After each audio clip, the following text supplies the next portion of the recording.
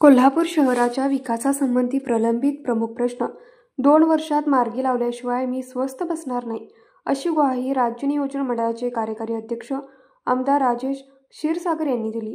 Builders association of India Kolhapur शाखेतर्फे वाढतं कोल्हापूरचं बांधकाम क्षेत्र महारेरा शिवाय विकास अपूर्ण या विषयावर रेसिडेन्सी क्लब येथे अभियंता दिनानिमित्त आयोजित कार्यक्रमाच्या उद्घाटन प्रसंगी ते बोलत होते.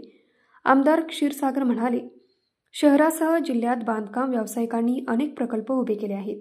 त्यात सर्वांचा वाटा राहिला आहे. कोल्हापूरसह राज्याचा विकासही आपल्याच माध्यमातून होत आहे. शहराच्या विकासासाठी पूर नियंत्रण, हद्दवाढ, ring road, IT park, technology व डेटा सेंटर यासारखे प्रकल्प राबवण्याचे प्रयत्न सुरू आहेत.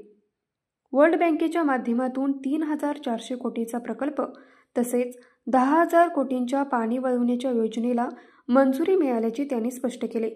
राधानगरी धरणाच्या दरवाजांची देखभालीसाठी विशेष उपाययोजना होणार असून भविष्यातील पूरस्थिती टाळता येईल. शहराच्या हद्दवाढीचा प्रस्ताव राज्य शासनाकडे पोहोचवला असून लवकरच निर्णय अपेक्षित आहे. याशिवाय रिंग रोड प्रकल्पाचा समावेश करून शहराच्या विकासाचे नवे केंद्र बनवण्याचा प्रयत्न सुरू आहे. प्रास्ताविक प्रताप कोंडेकर यांनी तर मदन भंडारे यांनी आभार मानले. दरम्यान निवृत्त कार्यकारी अभियंता SL Patil, GK Shinde, Shivraj Chavan, DY Kadam, Joseph Bardeskar, VS Patil, Ravindra Kagalkar, Rajdeep Surve, Ashok Pawar, Mansik Patil, SR Patil, Swapnil Pawar यांचा सत्कार करण्यात आला.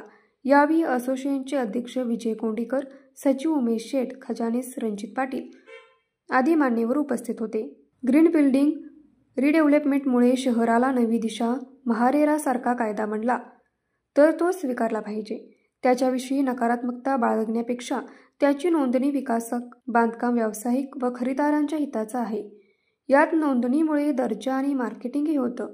शहरात आज जे प्रकल्प मंजूर झाले त्याचा थेट परिणाम शहराच्या हद्दवाढीवर, रोजगार निर्मितीवर आणि सुविधा वाढीवर दिसून येईल, असा विश्वास builders association of India MahaRERA समितीच्या चेअरमन ज्योती चौगले यांनी व्यक्त केला. न्यूज मराठी 24 साठी संजू भालेकर, कोल्हापूर. हे आहे गोकुळचं श्रीखंड, अगदी जिभेवर रेंगाळणारं. जिभेवरच नाही तर मनावरही रेंगाळणारं. गोकुळ श्रीखंड, मनावर रेंगाळणारं.